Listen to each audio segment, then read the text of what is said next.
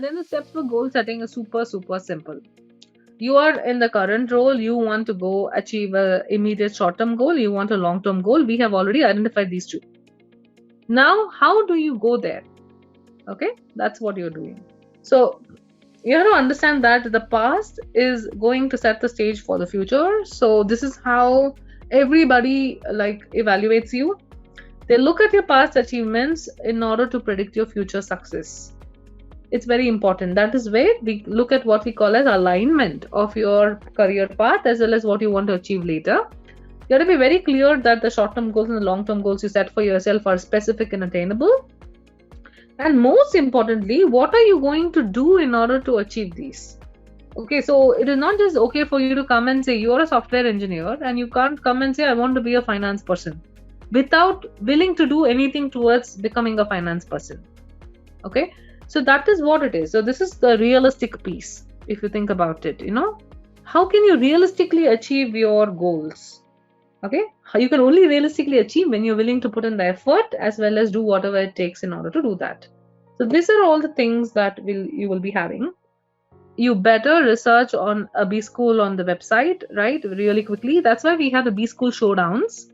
So for example, yesterday I was comparing ESA with HEC Paris and NCERT. Yeah. And then the day before, I think I was comparing Rotman, Chulik, and Ivy.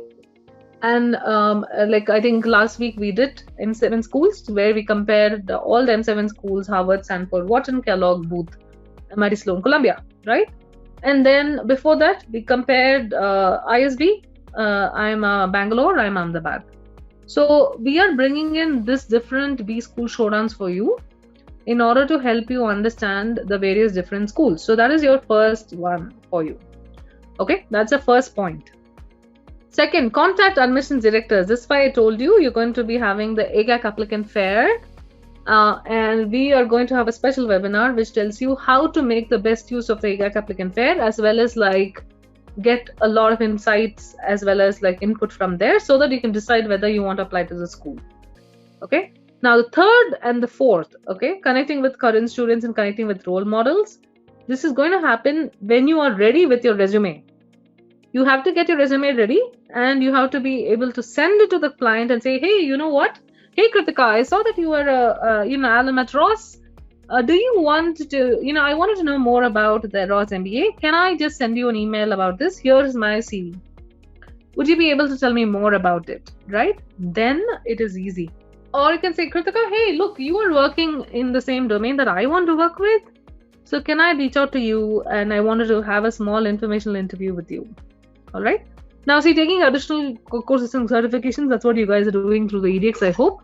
But after your GMAT, hopefully, please. GMAT is very critical, right? And then contact alumni working in the targeted domain, right? So even for alumni, it is going to be similar to how you're contacting your current students and role models as well, okay? Now, the last one, subscribing to a website, blog, newsletter, magazine, etc. on the latest trends in targeted domain is absolutely essential. Don't say you want to get into consulting if you don't even know what consulting industry is doing, or what is how the consulting industry is moving ahead, or what are the problems that the consulting industry is facing right now. So don't even say that. So without knowing where you want to go, it might be hard. So these are all the steps that you have to take. So ideally, I would say tick all of them because you're going to be using all of these steps.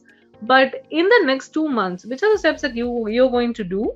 And the other one is that you can always join a professional forum or an organization which is related to your domain, okay, or the targeted domain, which shows that you are very serious about getting into marketing or finance or whatever it is.